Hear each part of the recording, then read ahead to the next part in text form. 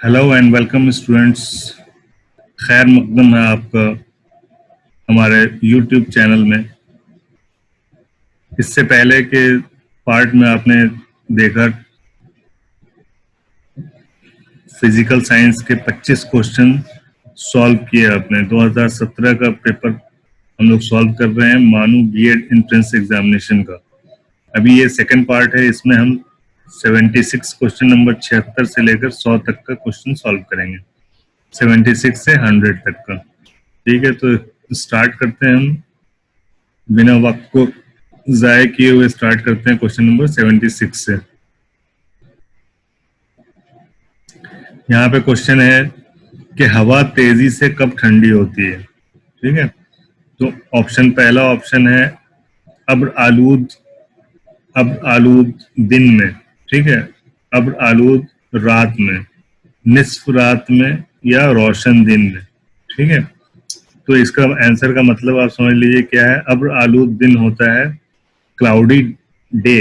ठीक है, cloudy day में यानी बादल वाला दिन जो होता है उसमें, या फिर अब्र आलूद रात में यानी कि क्लाउडी नाइट में। ठीक है, या फिर डी है निस्फ रात में यानी हाफ ऑफ द नाइट में, या रोशन दिन में। ठीक है, तो रोशन दिन में तो हो ही नहीं सकता और निस्फ रात में भी नहीं हो सकता, क्योंकि निस्फ रात में हमेशा ठंडा नहीं होता, यानी गर्मी के दिनों में ठंडा होता है। तो अगर रात की बात की जाए, अब्र आलूद रात यानी क्लाउडी नाइट्स में बहुत ज्यादा चांसेस है कि हवा तेजी से ठंडी होती है अब्र आलूद रात में। ठीक है, अब्र आलूद दिन से ज्यादा रात में ठंडी होती है। ठीक है, तो इसका आंसर हो जाएगा बी, अब्र आलूद रात। ठीक है, अभी नेक्स्ट क्वेश्चन देखेंगे हम, क्वेश्चन नंबर 77। कुआं में उतरने पर वजन पर क्या असर पड़ता है। ठीक है, कुआं वेल को बोलते हैं। ठीक है, कुएं के अंदर जब आप नीचे उतरेंगे तो वहां पे आपका वजन थोड़ा कम हो जाता है, खफीफ सी कमी आती है। ठीक है, क्यों आती है वो भी समझ लीजिए। क्योंकि जैसे जैसे आप अर्थ के उनके अंदर नीचे जाएंगे तो वैसे वैसे उनका उसका ग्रेविटेशनल पुल जो होता है, यानी गुरुत्वाकर्षण बल हिंदी में बोलते हैं, अपने अंदर खींचने की जो ताकत होती है वो धीरे धीरे कम होती जाती है। ठीक है, तो अर्थ के जितने अंदर जाएंगे उतनी कम होती जाएगी। तो ये बहुत ही मामूली सा, बिल्कुल ग्राम्स में कम होता है, ग्राम्स में भी नहीं होगा, बिल्कुल खफीफ सी कमी होती है। ठीक है, बहुत ही मामूली सा कमी होती है, लेकिन कमी होगी, ज्यादा नहीं होगी। ठीक है, क्योंकि हम नीचे जा रहे हैं, नीचे जाने से ग्रेविटेशनल पुल कम होता है। जो भी वजन हमारा होता है वो ग्रेविटेशनल पुल के वजह से ही होता है। ठीक है, किसी भी चीज का वजन। ठीक है, तो नेक्स्ट क्वेश्चन देखते हैं, इसका आंसर बी हो जाएगा 77 का, खफीफ सी कमी होती है। 78 क्वेश्चन नंबर देखेंगे, किस सैयारा का सबसे बड़ा कुदरती सैयारचा है। ठीक है, कौन से सैयारा का जो मून होता है सैयारचा बोलते हैं। मून जैसे हमारे जमीन का जो चांद है, चांद हमारा क्या है, जमीन का सैयारचा है, एक ही है। ठीक है, और सारे प्लेनेट हैं जिसमें 4, 5, 10 भी हैं। ठीक है, तो इनमें से बताना है कि इसमें से किस सैयारे का सबसे बड़ा सैयारचा है। तो वैसे तो सबसे बड़ा सैयारचा जो है आपके जुपिटर का है, यानी मुश्तरी का है। उर्दू में मुश्तरी बोलते हैं जुपिटर को। तो जुपिटर के जो सैयारचा है वो सबसे बड़ा है, लेकिन यहाँ पे जुपिटर है नहीं ऑप्शन में, तो यहाँ पे आपका हो जाएगा सैटर्न। ठीक है, सैटर्न का एक सैयारचा है जिसका नाम है टाइटन। ठीक है, टाइटन नाम है किसका, सैटर्न के सैयारचा का। अब सैटर्न इसमें से कौन सा है, नेपच्यून है, ज़हरा आपको पता है। जोहरा किसे बोलते हैं, जोहरा बोलते हैं हम वेनस को। ठीक है, वीनस को बोलते हैं जोहरा, और अतारत बोलते हैं हम मरकरी को। ठीक है, और जहल, ये जहल होता है यहाँ पे, जहल हो गया आपका सैटर्न। ठीक है, ये आंसर हो गया आपका सी, सैटर्न का जो है सैयारचा टाइटन, ये सेकंड लार्जेस्ट है। ठीक है, सबसे बड़ा कौन सा है, गैनीमेडे। ठीक है, गैनीमेडे जो है वो जुपिटर का सैयारचा है, वो सबसे बड़ा है। ठीक है, तो ध्यान में याद रखिए, ये सेकंड लार्जेस्ट है टाइटन। नेक्स्ट क्वेश्चन देखेंगे हम, क्वेश्चन नंबर 79। किस सैयारा के गिर्द अंगशतरी पाई जाती है। ठीक है, किस सैयारा के गिर्द अंगस्तरी पाई जाती है। अंगस्तरी किसको बोलते हैं पता है? एक सैयारा है जिसके चारों तरफ ऐसे ये घूमता रहता है, यानी गर्द गिर्द इसके चारों तरफ एस्ट्रॉइड्स जो होते हैं, पत्थर जो होते हैं, पत्थर को बहुत सारे पत्थर इसके चारों तरफ घूमते रहते हैं, इसको अंगस्तरी बोलते हैं। ठीक है, तो कौन सा सैयारा है जिसके गिर्द अंगस्तरी पाई जाती है? ठीक है, तो कौन सा सैयारा है? ये भी सैटर्न ही है। ठीक है, सैटर्न के ही चारों तरफ एक रिंग की तरह दिखता है। ठीक है, वो रिंग क्या है?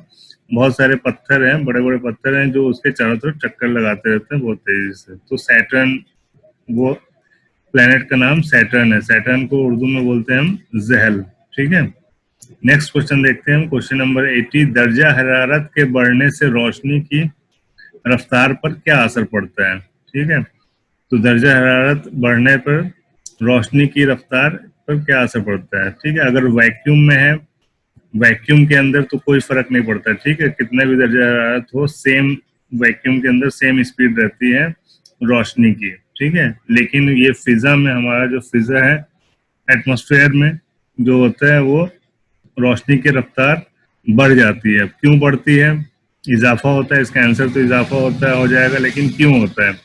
क्योंकि दर्जा हरारत बढ़ने से क्या होता है, डेंसिटी कम हो जाती है किसी चीज की। ठीक है, डेंसिटी हवा में की जो डेंसिटी है वो कम हो जाती है। क्यों? दर्जा हरारत बढ़ने से। तो डेंसिटी कम होने से क्या होती है, कोई भी चीज तेजी से पास होती है। ठीक है, आप पानी के डेंसिटी देखें, पानी में अगर कचरा रहेगा, कुछ चीज डालेंगे तो धीरे धीरे जाएगा, साफ पानी में तेजी से जाएगा। ठीक है, उसी तरह हवा में है, अगर डेंसिटी कम हो जाएगा तो रोशनी की जो रफ्तार है वो उसमें इजाफा हो जाएगा। ठीक है, तो यहाँ पे आंसर ए हो जाएगा, दर्जा हरारत के बढ़ने से रोशनी की रफ्तार में इजाफा होता है। ठीक है, नेक्स्ट क्वेश्चन देखेंगे हम। बरकी घंटी यानी इलेक्ट्रिक बेल जो है एक ऐसा आला है जो तब्दील करता है। ठीक है, बरकी घंटी में क्या तब्दील होता है, कौन सी एनर्जी किस में तब्दील होती है? ठीक है, बरकी घंटी यानी इलेक्ट्रिक एनर्जी। ठीक है,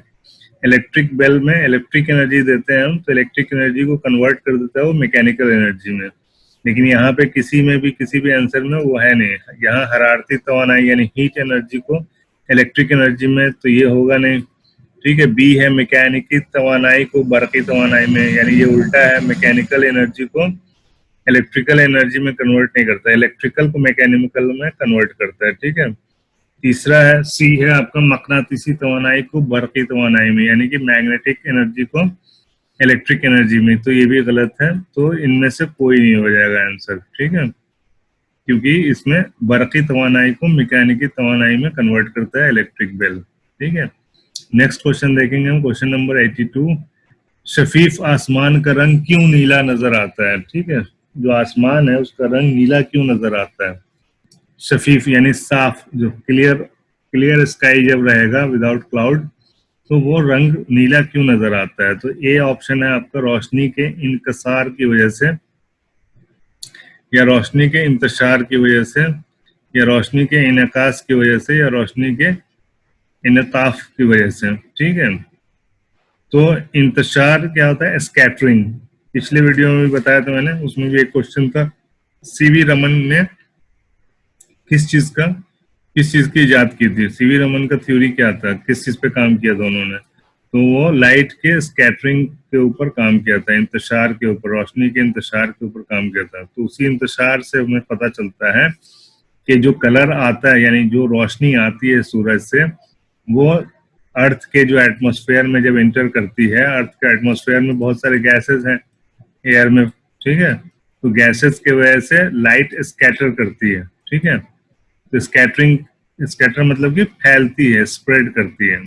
ठीक है, फैलती है, तो उसमें जो सबसे ज्यादा फैलाव होता है वो नीले कलर का होता है। ठीक है, सबसे कम जो होता है वो रेड का होता है। तो सबसे ज्यादा जो स्कैटरिंग होता है वो किसका होता है? नीले कलर का होता है, इसलिए हमें आसमान नीला दिखता है। ठीक है, और उसी नीलेपन को का अक्स हमें समुंदर में दिखता है, इसलिए समुंदर का पानी नीला दिखता है। ठीक है, ये भी एक क्वेश्चन बन सकता है, समुंदर का पानी नीला क्यों दिखता है? पानी तो कलरलेस होता है, तो समुद्र का पानी नीला क्यों दिखता है? तो वही जो आसमान का जो कलर दिखता है नीला, स्कैटरिंग, लाइट के स्कैटरिंग की वजह से, उसी उसी वजह से उसी उसी कलर का अक्स वहां पे दिखता है। कहाँ पे? पानी में। ठीक है। तो इनकास जो होता है, ये दूसरे का भी मीनिंग समझ लीजिए। यहाँ पे रोशनी का इनकास, इनकास यहाँ पे है। ठीक है। इनकास मतलब होता है रिफ्लेक्शन। ठीक है। इनकास मीन्स रिफ्लेक्शन। और इनताफ, इनताफ बोलते हैं फ्लेक्सिबिलिटी को। ठीक है। इनताफ मीन्स फ्लेक्सिबिलिटी। तो यहाँ पे क्या है? इंतशार होगा। ठीक है। रोशनी के इंतशार की वजह से जो आसमान है वो नीला दिखता है। ठीक है।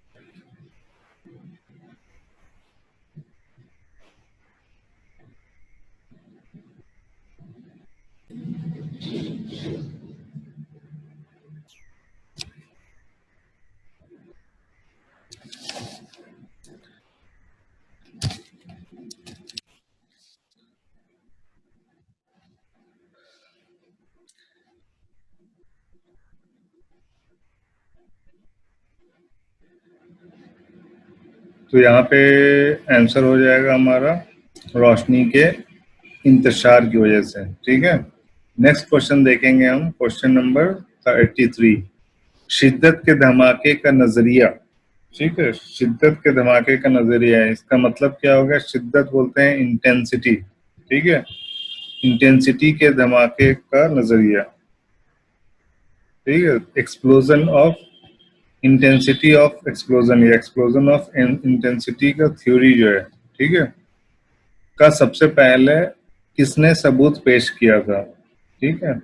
तो इंटेंसिटी ऑफ एक्सप्लोजन जुड़ा हुआ है आपका बिग बैंग थ्योरी से। ठीक है। जो हमारे यूनिवर्स का जो एग्जिस्टेंस हुआ, कैसे पैदा हुआ यूनिवर्स, उससे जुड़ा हुआ थ्योरी है, जो कि एडविन हब्बल ने इसके सबूत पेश किए थे। ठीक है। तो एडविन हबल एक एस्ट्रोनॉमर थे, जिन्होंने ये पता लगाया था कि हमारे सबसे पहले इन्होंने पता लगाया था कि हमारा जो एक मिल्की वे है, जो गैलेक्सी है, इसके बाहर भी और भी गैलेक्सीज हैं, और जो यूनिवर्स के पैदा होने का जो थ्योरी है, बिग बैंग थ्योरी, उसके ऊपर भी काम किया था इन्होंने। ठीक है। तो यहाँ पे आंसर हो जाएगा ए। वैसे इसमें मुझे डाउट है। ठीक है। क्लियर कट ये थ्योरी मिला नहीं मुझे। शिद्दत के दौरान, यानी शिद्दत के धमाके यानी कि थ्योरी, और इसका मैं इंग्लिश लिख देता हूँ, आप भी सर्च कीजिए, अगर कहीं मिलता है तो कमेंट में बताइए मुझे कि क्या है। ठीक है। जहां तक मैंने सर्च किया है वो है एडविन हब्बल, जो साइंटिस्ट एस्ट्रोनॉमर थे, उनसे ही जुड़ा हुआ है। ठीक है। Theory of explosion, intensity of explosion. ठीक है। इंटेंस इंटेंस एक्सप्लोजन बोल सकते हैं इसको, एक्सप्लोजन। ठीक है। नेक्स्ट क्वेश्चन देखेंगे हम, क्वेश्चन नंबर 84। तिजारती मकसद से इस्तेमाल होने वाले न्यूक्लियाई बर्फी प्लांट को ठंडा करने के लिए क्या इस्तेमाल किया जाता है? ठीक है। न्यूक्लियाई बर्फी प्लांट बोलते हैं हम न्यूक्लियर पावर प्लांट को। ठीक है। Nuclear power plant. ठीक है। न्यूक्लियर पावर प्लांट को ठंडा करने के लिए हम क्या इस्तेमाल करते हैं? ठीक है। वैसे तो अगर आप सर्च करेंगे तो सोडियम भी इस्तेमाल करते हैं, हीलियम भी इस्तेमाल करते हैं। ठीक है। लेकिन जो सबसे ज्यादा और कॉमन इस्तेमाल करते हैं वो है पानी। ठीक है। ये चीप भी होता है और असरदार भी होता है। ठीक है। तो पानी का इस्तेमाल करते हैं हम इसको ठंडा करने के लिए। ठंडा करने का मतलब क्या हुआ कि जो गर्मी पैदा होती है न्यूक्लियर पावर प्लांट से, तो उस गर्मी को पानी के अंदर लेते हैं, यानी पानी गुजारते हैं उस रिएक्टर के चारों तरफ से, रिएक्टर के चारों तरफ, ताकि वो उस गर्मी को अपने अंदर अब्जॉर्ब कर ले और उस उस ताकत को, यानी स्टीम बन जाता है पानी, ठीक है, और उस स्टीम को का हम इस्तेमाल करते हैं टरबाइन को चलाने के लिए, ठीक है। इतनी गर्मी पैदा होती है कि बहुत ही आराम से पानी स्टीम बन जाता है, और स्टीम फिर टरबाइन को चलाता है, जिससे इलेक्ट्रिसिटी पैदा होती है, ठीक है। तो coolant, as a coolant nuclear power plant में एज ए कूलेंट बेस्ट और सबसे ज्यादा इस्तेमाल होने वाला वो है पानी, ठीक है। तो यहाँ पे हम आंसर पानी कर देंगे, ठीक है।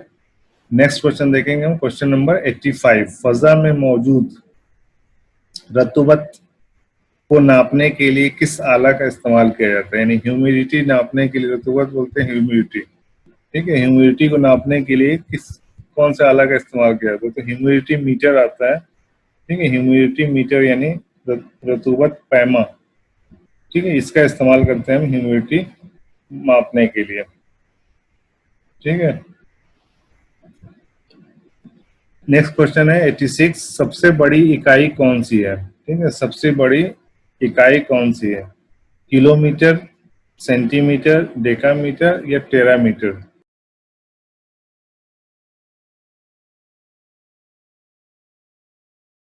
तो यहाँ पे क्वेश्चन में पूछ रहा है कि इसमें सबसे बड़ी इकाई कौन सी है, ठीक है।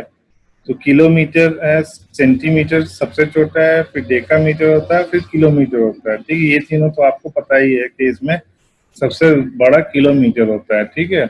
लेकिन इन चारों में सबसे बड़ा है टेरामीटर, ठीक है। ये है आपका करेक्ट आंसर। तो टेरामीटर कितना होता है, टेरामीटर होता है, देखिए किलोमीटर के बाद क्या आ जाता है, मेगामीटर, ठीक है।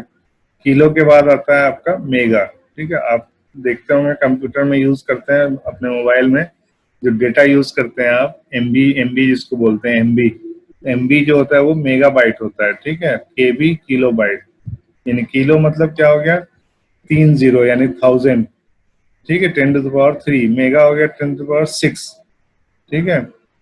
और उसके बाद फिर आता है आपका गीगा, ठीक है, gigahertz, gigabyte, giga के बाद आता है 1000 गीगा का हो जाता है आपका 1 टेराबाइट, ठीक है। तो बाइट के जगह पे आप मीटर लगा दिए तो टेरा मीटर होगा, 10⁻12, 12 जीरो लगेंगे, 1 टेराबाइट में 12 जीरो लगेंगे तब उतना मीटर होगा, ठीक है।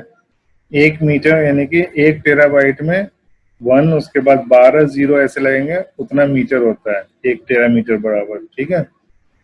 तो यहाँ पे टेरामीटर हो जाएगा सबसे बड़ी इकाई है। नेक्स्ट क्वेश्चन देखेंगे हम, क्वेश्चन नंबर 87। मुंदरजा झेल में से कौन सा दर्जा है 295 के बराबर है, ठीक है। तो ये चीज आपके क्वेश्चन पेपर में नहीं रहेगा, यहाँ मैंने डाला है आपके नॉलेज के लिए।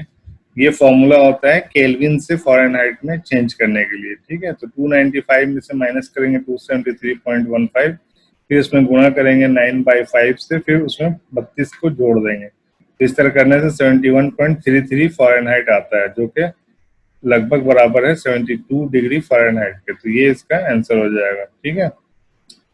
नेक्स्ट क्वेश्चन देखेंगे हम, क्वेश्चन नंबर 88। पानी की कीमियाई जाब्ता यानी मोलिकुलर फॉर्मूला क्या होता है, तो पानी का सबको पता है H2O होता है मोलिकुलर फॉर्मूला, ठीक है। तो यहाँ पे बी हो जाएगा आपका आंसर, H2O। नेक्स्ट क्वेश्चन देखेंगे हम, बरकी बल्ब में अमूमन कौन सी गैस भरी जाती है, जो लाइट वाली बल्ब होती है, जो पुरानी आती थी पीली वाली बल्ब, अभी एलईडी वाली बात नहीं हो रही है, पीली वाली बल्ब के बारे में बात हो रही है। तो उस बल्ब में कौन सा गैस होता था, तो नाइट्रोजन उसके अंदर फिल होता था, जिससे कि फिलामेंट जलता नहीं है, फिलामेंट रोशनी देता है, ठीक है, नाइट्रोजन की वजह से। नेक्स्ट क्वेश्चन देखेंगे हम, क्वेश्चन नंबर 90। समुद्र के पानी की औसत शोरियत शोरियत की गिनती, शोरिदगी की गिनती होती है, ठीक है। समुद्र के पानी की औसत शोरिदगी कितनी होती है, ठीक है। शोरिदगी बोलते हैं सैलिनिटी को, ठीक है। सैलिनिटी जो पानी के अंदर जो नमकीन पना जो होता है, पानी के अंदर जो नमकीनियत होती है, ठीक है, सैलिनिटी, उसको हम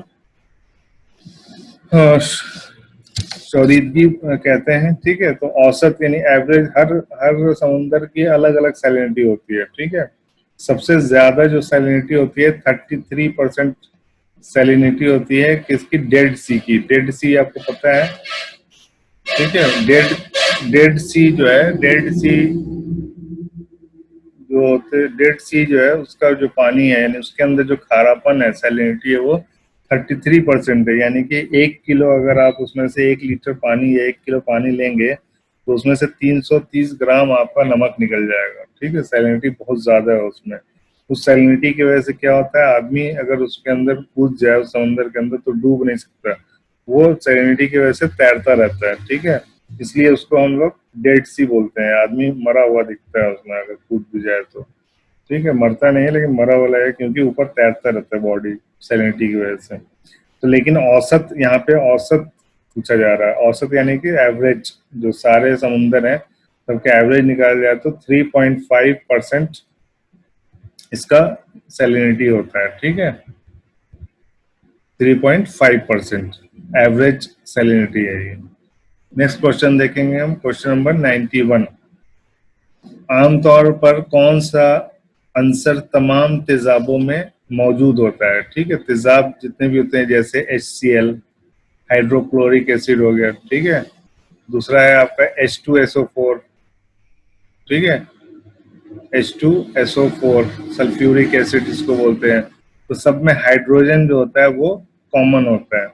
तो आमतौर पर हाइड्रोजन जो है सारे तेजाबों में मौजूद होता है। तो इसका आंसर हो जाएगा आपका हाइड्रोजन 91 का। 92 में है, क्वेश्चन नंबर 92 है, पानी की मुस्तकिल कशाफत को दूर करने के लिए क्या इस्तेमाल किया जाता है?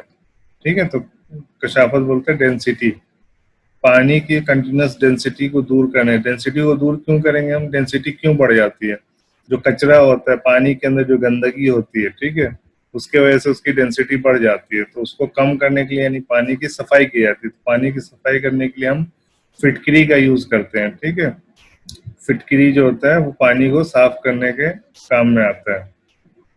ठीक है, यहाँ पे आंसर हो जाएगा आपका ए, फिटकरी। नेक्स्ट क्वेश्चन देखेंगे, क्वेश्चन नंबर 93। कौन सी गैस तमस्खरी गैस कहलाती है? तमस्खरी आप समझते हैं, लाफिंग, हंसने को बोलते हैं मस्खरा, मस्खरा से बना है तमस्खरी। तमस्खरी गैस मतलब के लाफिंग गैस जिसको बोलते हैं, LAUGHING। ठीक है, लाफिंग गैस। लाफिंग गैस किसको बोलते हैं पता है आपको? लाफिंग गैस बोलते हैं नाइट्रस ऑक्साइड को। अगर ये सुंघा दिया जाए तो आदमी हंसता रहेगा। ठीक है, नंबर 94 देखेंगे, बरकी बल्ब का फिलामेंट किस धातु का बना होता है? ठीक है, यहाँ पे कुछ डैश खाली जगह है, यहाँ पे फिलामेंट हो जाएगा। ठीक है, फिलामेंट, जो बरकी बल्ब होते थे पुराने, उनका जो फिलामेंट होता था वो किस धातु का बना होता था? ठीक है, ये सब क्वेश्चन हो सकता है ना आए, लेकिन फिर भी जानना जरूरी है। तो टंगस्टन। ठीक है, पहले तो सबसे पहले कार्बन का होता था, लेकिन बाद में इन लोगों ने टंगस्टन का बनाना शुरू किया। किसी कंपनी ने, टंगस्ट्राम एक कंपनी थी, उसने टंगस्ट्राम के नाम से बल्ब बनाना शुरू किया था। टंगस्टन यूज करते थे क्योंकि कार्बन से ज्यादा अच्छा फिलामेंट टंगस्टन का होता था। ठीक है, कार्बन का जल्दी खराब होता था, टंगस्टन का यूज करने पे ज्यादा दिन तक बल्ब चलता था। तो फिलामेंट जो अंदर जलता है उसको टंगस्टन का बना होता है, टंगस्टन धातु का बना होता है।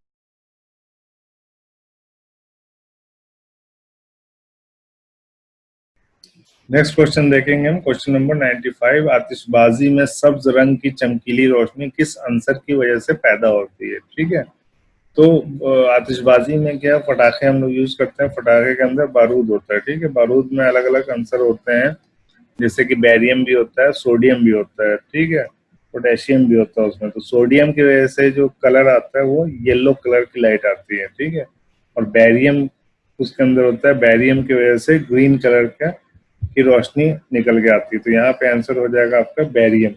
ठीक है, नेक्स्ट क्वेश्चन देखेंगे हम, 96। गुब्बारे में कौन सी गैस भरी जाती है? तो आपको पता है गुब्बारे में गैस भरी जाती है हीलियम, जिसकी वजह से, हीलियम जो होता है वो हवा से हल्का होता है हीलियम, जिसकी वजह से बैलून ऊपर चली जाती है। ठीक है, हवा के ऊपर चली जाती है हीलियम। ठीक है, तो गुब्बारे में कौन सी गैस भरी जाती है? हीलियम गैस भरी जाती है। ठीक है, नेक्स्ट क्वेश्चन देखें, क्वेश्चन नंबर 97। आवाज की वसत को नापने का इकाई क्या होती है? ठीक है, आवाज को हम डेसिबल में नापते हैं। ठीक है, डेसिबल, डीबी, स्मॉल डी और कैपिटल बी। ठीक है, डेसिबल होता है, यूनिट होता है आपके आवाज की इंटेंसिटी को नापने के लिए। ठीक है, नेक्स्ट क्वेश्चन देखेंगे, क्वेश्चन नंबर 98। मकयास अल हवा की पैमाइशी अलामत का कम होना क्या जाहिर करता है? मकयास अल हवा आपको पता भी नहीं चलेगा कि क्या है ये, ठीक है। मकयास अल हवा बोलते हैं बैरोमीटर को, ठीक है। तो इनका क्वेश्चन है बैरोमीटर के अंदर, ठीक है, बैरोमीटर के अंदर जो अलामत है कम होना, यानी कि रीडिंग्स कम हो जाती हैं, बैरोमीटर्स की अगर रीडिंग कम है तो ये किस क्या जाहिर करता है कि बर्फबारी होगी या आंधी होगी या बारिश होगी या शदीद गर्मी पड़ेगी, ठीक है। तो बैरोमीटर हम एटमॉस्फेरिक प्रेशर को नापने के लिए हम इस्तेमाल करते हैं इस आले का, ठीक है। बैरोमीटर से हम क्या नापते हैं, एटमॉस्फेरिक प्रेशर, ठीक है। तो एटमॉस्फेरिक प्रेशर जब कम होती है तो बारिश होने का ज्यादा इम्कान हो जाता है, ठीक है। तो यहाँ पे आंसर हो जाएगा आपका बारिश, ठीक है। नेक्स्ट क्वेश्चन देखेंगे हम, क्वेश्चन नंबर 99। 1 किलोमीटर कितने मील के बराबर होता है, ठीक है। तो 1 किलोमीटर जो होता है आपका वो होता है 0.62, ठीक है, मील। 1 किलोमीटर बराबर होता है 0.62 माइल्स, और इसी को 1/0.62 कर देंगे तो 1 माइल में कितना किलोमीटर होता है वो आपको पता चल जाएगा, ठीक है। नेक्स्ट क्वेश्चन, लास्ट क्वेश्चन देखेंगे, क्वेश्चन नंबर 100। यूरेनियम के कौन से हम जाखूद का न्यूक्लियाई तामिल की सलाहियत रखते हैं, ठीक है। न्यूक्लियर फिजन, ठीक है।